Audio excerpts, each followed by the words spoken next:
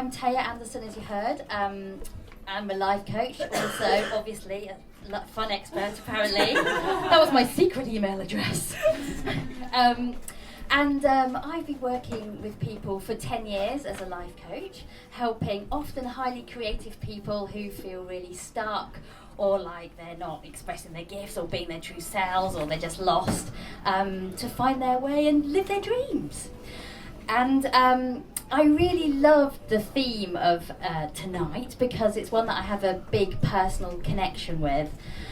The theme of how the arts, creativity and play and joy are really important. In fact, over these years that I've been working with people and been through things myself, I've come to realise that it's not a luxury to have creativity in your life, it's actually a need.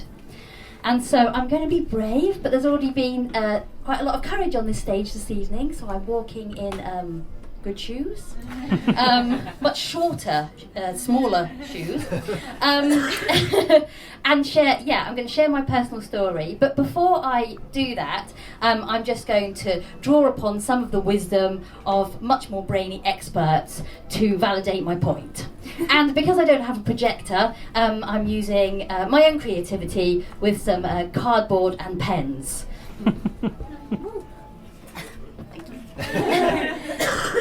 So this quote comes from Carrie Barron, who wrote The Creativity Cure.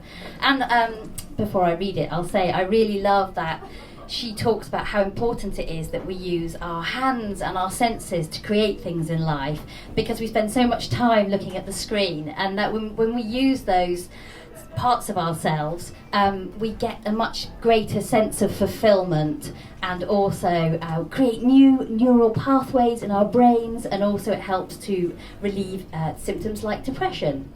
So what she has to say is, without some form of creative action, it is hard to feel content. If inherent talents and passions lie fallow, self-esteem, wellness and joy slip away.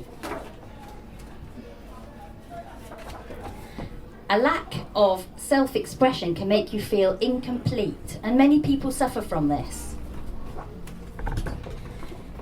When you are able to create, follow instincts and turn dreaming into doing, euphoria moments follow. So now I'm going to share a little bit about my story, which starts with 3 facts which show how I learnt how important creativity is the hard way. And it'd be great if you bore these 3 facts in mind when you listen to the later part of the story. So fact number 1, using my lovely bits of card, is that when I was younger, I used to mark myself out of 10 about what I said when I was at school. So I'd often mark myself as a 2 and think, I really should stop speaking because I haven't got anything important to say, and quite often just shut up. I didn't feel very good about myself. Fact 2 is that my brother was the funny one in the family, and I had this idea that there were only so many funny genes to go around, and he'd basically stolen the lot. So I just had to be the quiet good one who had to, I was the eldest with 3 younger brothers, so I had to just look after them all. And fact 3 is that by the time I start this point in my tale, I'd been very, very ill for a long time, and so sometimes just leaving the house was really difficult. So my story begins on a cold and frosty January night when I found myself walking to an improvised comedy class, and bearing in mind the facts that I just shared, you can see that I found this rather a massive surprise and quite inconvenient to me at the time. However, this had come about because I'd been to one of my brother's comedy gigs and heckled the compere, who was terrible, and actually managed to get more laughs than he did. And also, for some reason, my intuition was telling me that I should go. And I'd started listening to my intuition because it'd been quite useful to me, bearing in mind the crisis that I'd recently had, which I will tell you about in a minute. And my intuition was a little bit like a voice on my shoulder saying, come on, you've got to go, and dragging me all the way to the class. So I'll tell you about what happens in the class in a minute. But before I do that, I'll take you back a bit further in time. To 2003, which is when the giant crisis of my life happened. In hindsight, I think I was possibly a disaster waiting to happen. But I didn't know that at the time. I was in my mid-20s and I just realised I'd given my age away. And I'd had terrible relationships. I'd just been out with a guy that basically run up debts in my name. I was a child of a quite stressful household growing up, which I've mentioned, but also had very warring parents that later divorced, so lots of anxiety and stress. I had never managed to find a good career. I'd been going from really boring jobs where the most exciting thing that happened all day was the conversation about what sandwich you were going to have or was the photocopier working, to really, really stressful jobs, which is one of the last jobs I had before the disaster happened, which was going to medical emergencies in the night and working 12-hour shifts. And when that happened, in the middle of doing that job, in fact, after the relationship, I kind of started to break, kind of on every level. And to begin with, it was emotional and mental.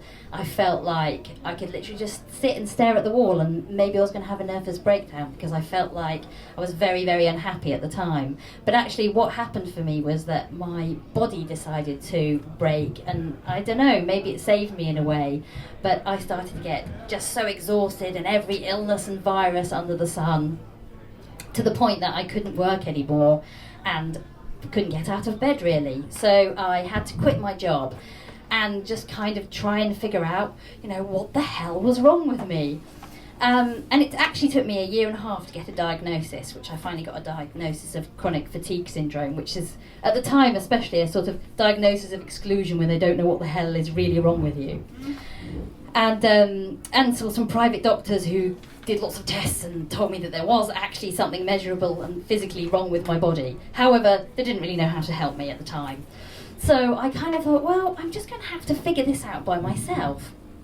So what am I going to do? And I could kind of see that I'd burnt out and there'd been lots of stress and anxiety in my life, and I was a big believer in the mind-body connection.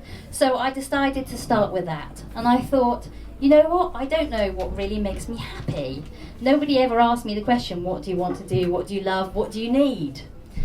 And so I thought, right, I'm going to start asking myself every day, what do I need? And that's not just like the basic needs, like what do you need to eat, what do you want for breakfast, you need to live under a roof so you don't get wet, all that kind of stuff. It was like, what do I deeply need for my soul? And perhaps that's going to help my body to start to get better if I start putting some positive input into me and kind of learn who I am. I don't think I knew who I was. So if someone had introduced me to me and said, hey Taya, meet Taya, I'd be like, oh hey, who are you? So I committed to asking myself every day, what do I need? And I even made up a ridiculous acronym for it because I'm a bit of a knob. Which is, needs are necessary energy expanding desires. And I really needed energy at the time because part of this illness of chronic fatigue is in the title. I was absolutely knackered all the time and could barely go to the shops.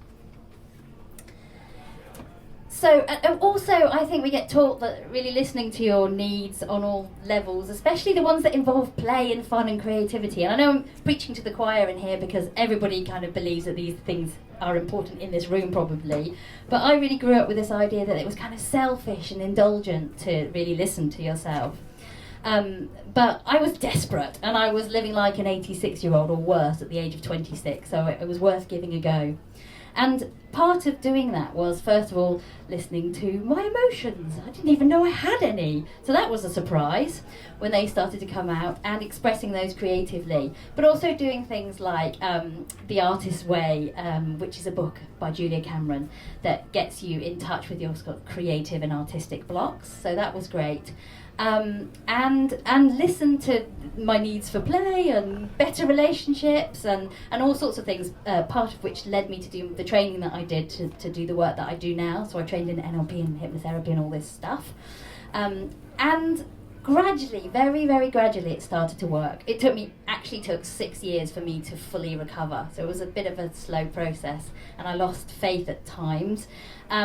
But ultimately it did. And now you can understand what led me on that cold January night to go to that improvised comedy class in 2009. It was following that process of listening to what I needed, and finally my annoying intuition and said, this is what you need. What actually happened in the class was that I was totally terrified. But I don't know if you know, it's improvised comedy is a bit like the programme Whose Line Is It Anyway? So you have to get up on stage and make up stuff in front of people and try and be funny.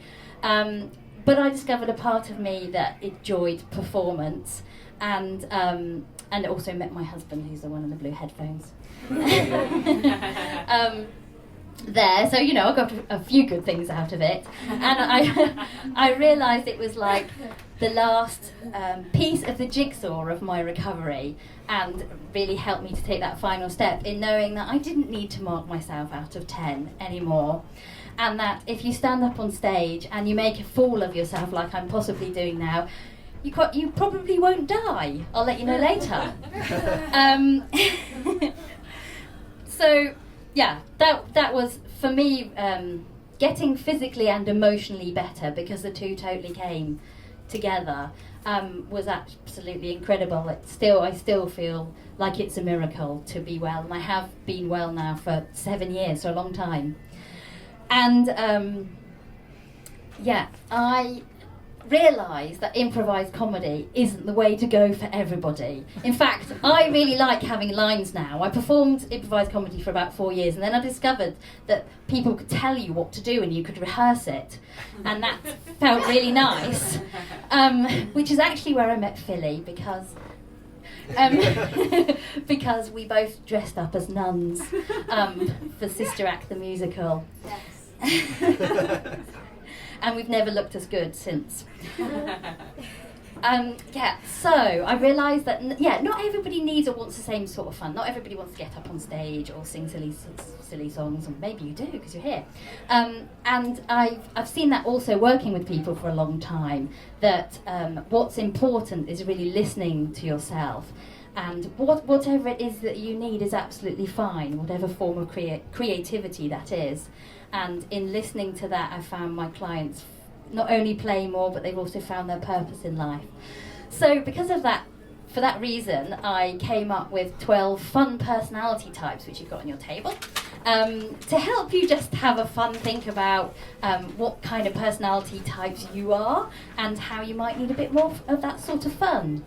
So I'm just going to finish by reading another clever quote, which is by the philosopher Alan Watts, and I think he sums this up very beautifully. He says, "We thought of life by analogy with a journey, which had a serious purpose at the end, and the thing was to get to that end, success or maybe heaven after you're dead. But we missed the point the whole way along. It was a musical thing, and you were supposed to sing and to dance while the music was being played. So I hope you have a beautiful and fun rest of your evening singing and dancing." Thank you.